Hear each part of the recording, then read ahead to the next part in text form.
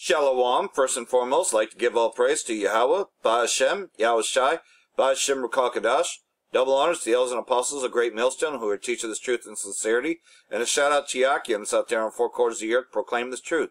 Bracha the Yahweh, Bracha the Yahweh Shai, Ba'ashem Rukakadash, Bracha Dum.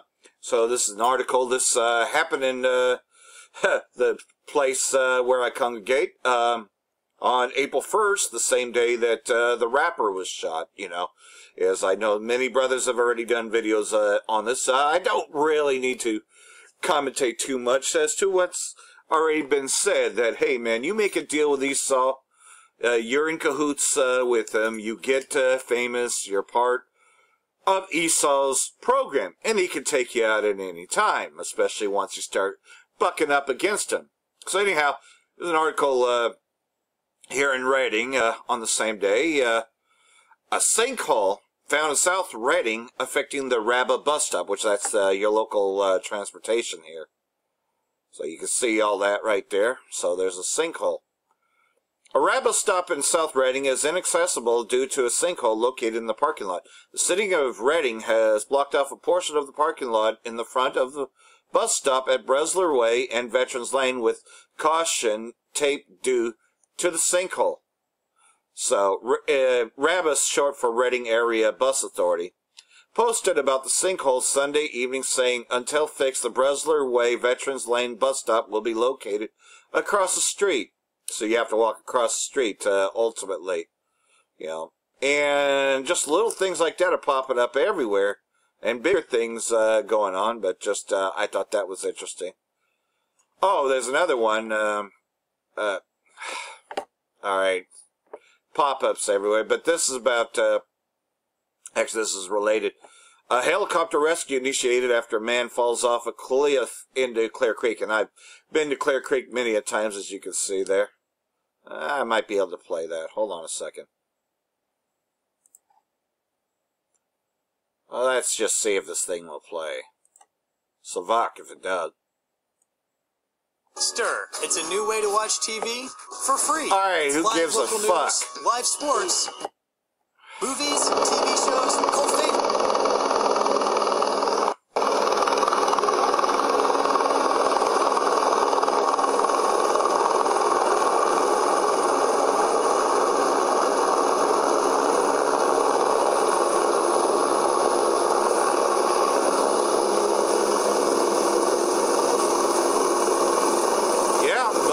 Judge of this place, like I said before, you fall off of this thing, you're probably not going to come out of it alive.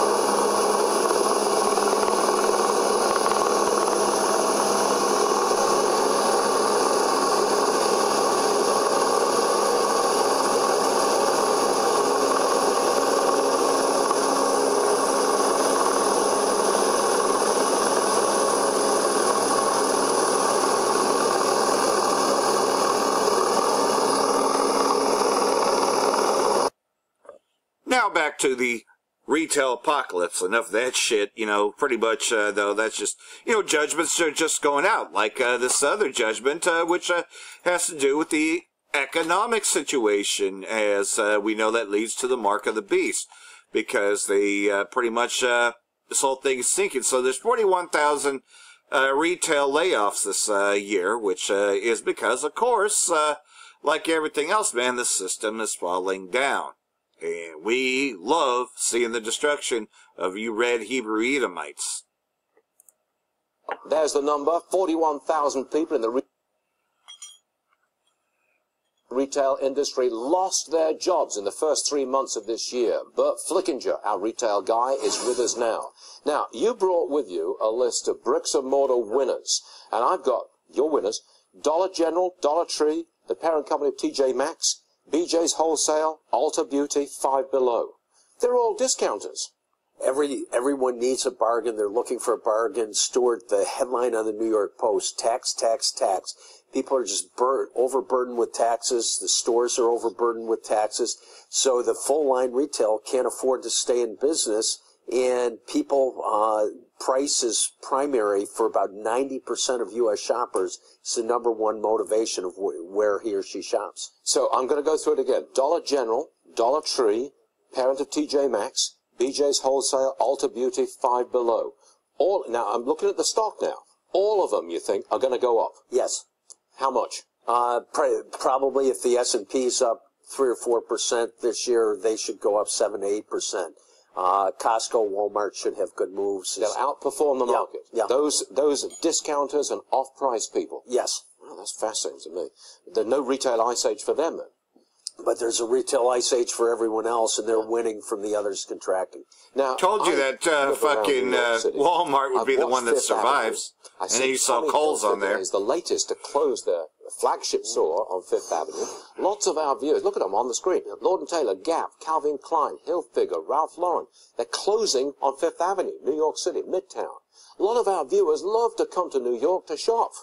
What happened to these, what happened to Midtown Manhattan? Stuart, big city mayors, same thing as Michigan Avenue in Chicago, same thing in San Francisco, Boston, Washington, D.C., Los Angeles. The big city mayors have choked off the cities. Lousy public transportation, lousy buses, subways, mass transit, tough traffic, and you hear it on the conference calls that people used to be able to get in to shop, see a show, go to a restaurant, 45 minutes each way. Now it takes 2.5, 3.5 hours each way, so they stop coming, and the operating costs, the taxes have just gone up geometrically to exponentially, so they can't operate. Not to mention the...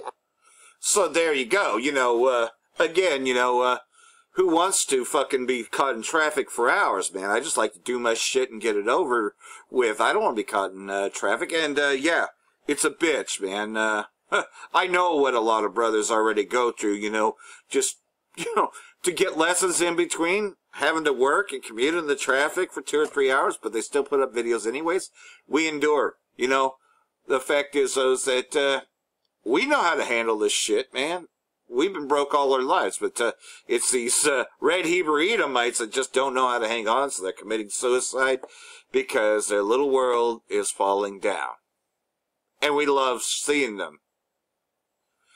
Now on to other things going out. The least of their flock drawing them out, and that'd be Amalek. Here's this, on pretty much how the neocons are controlling Trump. Well, we could have told you that.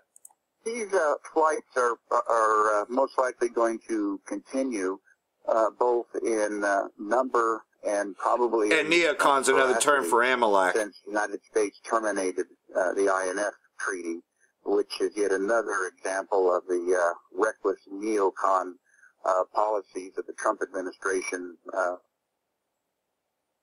are pursuing. Russia's flights around Norway are a defensive measure given the posture and positioning of the United States and NATO forces.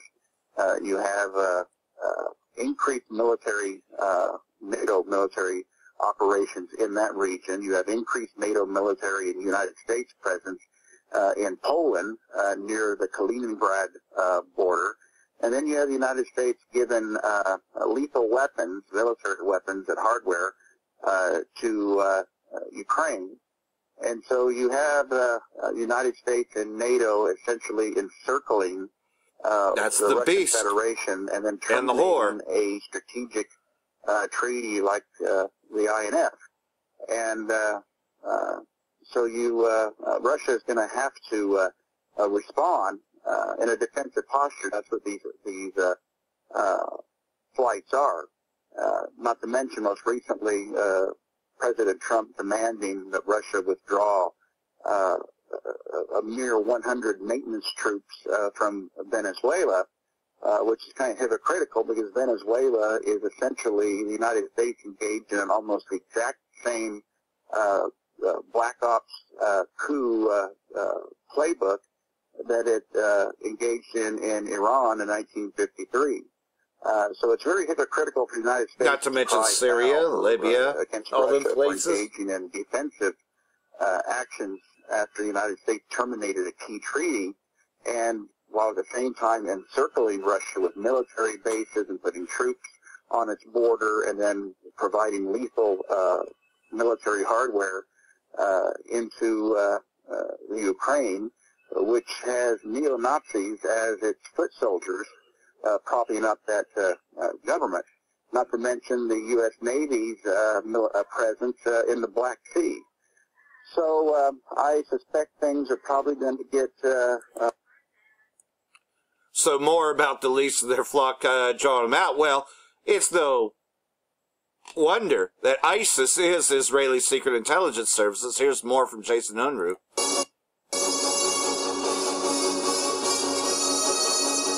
It has long been known that ISIS is very heavily connected to Israel. It is very obvious when you start finding, secret meetings that take place between the two parties. You see all these Israeli explosives ending up in the hands of ISIS fighters inside of Syria. Now, a commander of ISIS, also known as Daesh, has been outed as a Mossad commander. According to a report from the Israeli website Inyan Merkazi, the Abna news agency, Libyan security forces arrested a Daesh commander in the city of Benghazi, only to find out soon after the man they had captured, Ephraim Benjamin, was also an agent of Mossad, the Israeli intelligence service. Benjamin, who was known in Libya as Abu Hafs, began work in Libya after the 2011 NATO-led invasion of Libya that ousted the former leader Muammar Gaddafi. Now, previously, an media outlet, Middle East Monitor, had reported that Hafs Benjamin was said to have become a prominent imam in a Benghazi mosque before becoming a Daesh leader who commanded more than 200 fighters. But since this revelation was made, the Middle East Monitor has removed that post from their site. Libyan authorities have allegedly accused Benjamin of gathering intelligence on Daesh for Mossad, and the Middle East Monitor noted that some Libyan news outlets took to calling him Mossad Sheikh. Now, a lot of people might be very quick to dismiss this as simply being false. However, we should look at this in context. Israel's military chief, Major General Herzi Halvi, stated that Israel does not want to see Daesh defeated and has also expressed concerns about recent offenses that have put the terrorist organization on its heels, and they are almost essentially completely wiped out inside of Syria.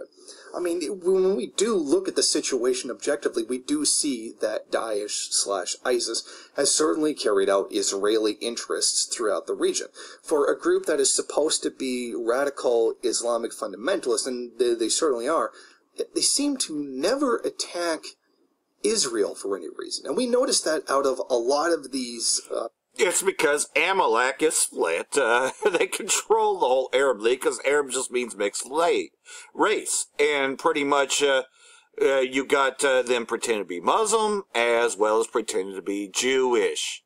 So it is going to serve the interest of Amalek, the least of their flock, of the Edomites. So I'm just going to read out Habakkuk chapter 2 and verse 4, because... we know this is talk about Esau, Edom, and the head tribe is Amalek. So, verse 4, Behold, his soul which is lifted up is not upright in him, but the just shall live by faith. And that's just it, though, is, we have faith that Yahweh, Ba'ashem, Yahushai, is going to deliver us. Yea, he also, because he transgressed by wine, he is a proud man. It's talking about Esau, Edom, and their governmental structure, and just the fact that they don't think that they could ever be defeated. Neither keepeth at home who enlarges his desires hell. You ever heard of the Greater Israel Project? They don't just want to stay there. No, man, they want to control everything. But gather unto him all nations, and heapeth unto him all people. And that's what's happening, Shall not all these take a parable against him, and a taunting proverb against him, and say, Woe to him that increaseth that of which is not his, how long? And to him laddeth himself with the clay. So, these nations are starting to fight back, especially after they declared Golan Heights as part of the Greater Israel, as Israeli state property, but it wasn't theirs to begin with, And this thing's going to escalate. Same thing with what they're trying to do with Venezuela, And this is good times that we're in. We're starting to see the downfall of Esau, Edom, with his greed, is going to bring us utter destruction. For that, I hope this has been edifying. Shalom, till next video.